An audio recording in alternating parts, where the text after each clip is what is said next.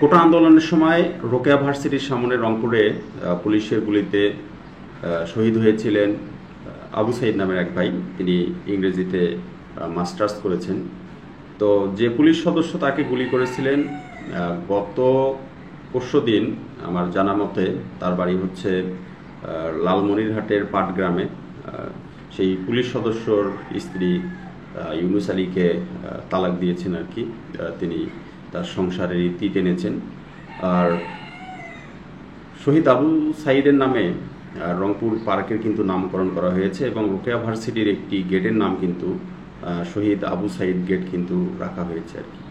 তো এখান থেকে একটা বিষয়ই লক্ষ্য করলাম যে যারা সত্যের পক্ষে কাজ করে, যারা ন্যায়ের পক্ষে কাজ করে, তাদেরকে মহান রব্বুল আলামিন সম্মানিত করেন।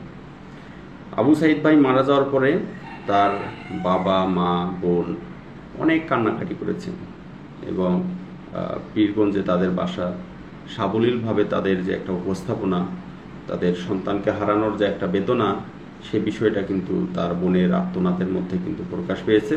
এবং বিভিন্ন ধরনের সোশ্যাল মিডিয়ায় যারা কাজ করেন, বিভিন্ন ধরনের ব্যক্তিবর্গ, ভাইয়েরা আছেন যারা, তারা মূলত এই আবু সাইদ ভাইকে কিন্তু তার পরিবারকে প্রায় 50 লাখের বেশি কিন্তু টাকা তারা মোটামুটি দিয়েছেন, অনুদান দিয়েছেন আর কি। যে যেভাবে পেরেছেন সেইভাবে কিন্তু কাজ করেছেন আর কি।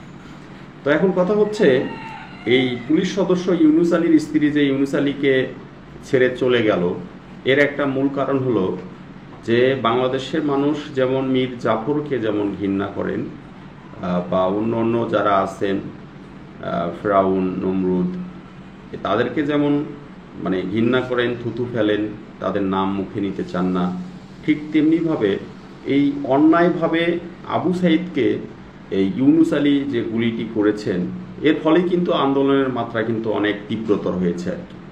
তো এই কাজটি করার কারণে আজকে কিন্তু ইউনুস আলীর পরিবার কিন্তু সব জায়গায় লাঞ্ছিত হচ্ছেন।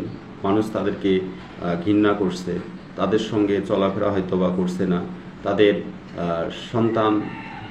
সন্তান যারা আছে তারা সবসময়ের জন্য মানুষের কাছে নিগৃহীত হচ্ছে।